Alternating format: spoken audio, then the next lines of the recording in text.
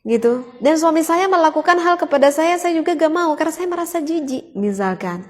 Nah berarti apa yang difikirkan oleh keluarga tersebut, oleh suami istri tersebut sepandangan dengan apa yang dikatakan Syekh Zaid. Apa itu? Tadi saya siapa?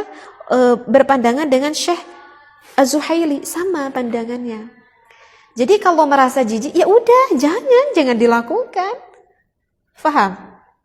Tetapi bukan berarti sehingga orang yang merasa jijik melakukan hal itu jangan berarti untuk mengolok-olok terhadap orang yang senang melakukan hal itu. Jangan sampai mengolok-olok. Kenapa jangan sampai mengolok-olok? Karena memang ada referensi kitabnya. Menurut pandangan ulama, jika kamu bertujuan baik melakukan hal itu bagi suami istri, ya diperbolehkan. Disinilah kita perlunya ada kedewasaan, perlunya kebijaksanaan di dalam menyimpulkan suatu hukum. Ya. Jadi bagi yang suka, lakukan. Jika hal itu memang baik menurut suami istri, lakukan aja. Karena ini memang hukumnya juga diperbolehkan. Sehingga bagi orang yang merasa tidak suka, ya jangan lakukan. Karena memang ada pendapat ulama yang bahkan menghukumi haram. Tetapi bukan berarti harus mengolok-olok terhadap orang yang suka kan?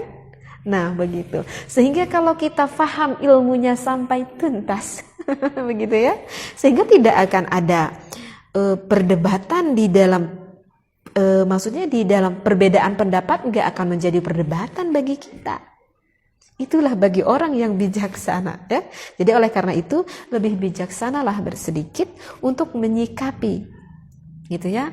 Saya juga kan baca gitu ya, kalau di komentar itu kan lisan itu kan untuk mengaji Quran fungsinya, untuk selalu berzikir kepada Allah. Kenapa membolehkan?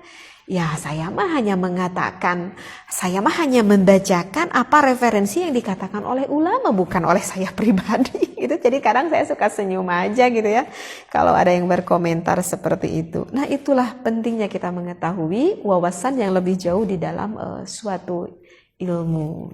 Paham di sini ya? Jadi sekali lagi bagi yang suka ada referensinya, bagi yang gak suka memang ada juga referensinya. Baik, mungkin bisa dipahami. Nah sekarang untuk hukum yang ditanyakan yang kedua, teh boleh gak kita itu menelan air mani milik suami ataupun milik istrinya? Nah maka keterangannya ini ada di dalam kitab Majmu' Syarah Muhadzab pada juz ketiga pada halaman 586. Bisa dibuka kitabnya bagi yang punya kitabnya. Far'un, hal yahilu aklul mani tahir? Apakah boleh kita memakan mani yang suci? Fihi wajhani, maka itu juga sama, ada dua pandangan ulama. As-sahihul masyhur, menurut sahihnya yang masyhur, annahu la yahilu, bahwa hal itu tidak halal, tidak boleh. Kenapa? Li'annahu mustakhbathun, karena hal itu termasuk hal yang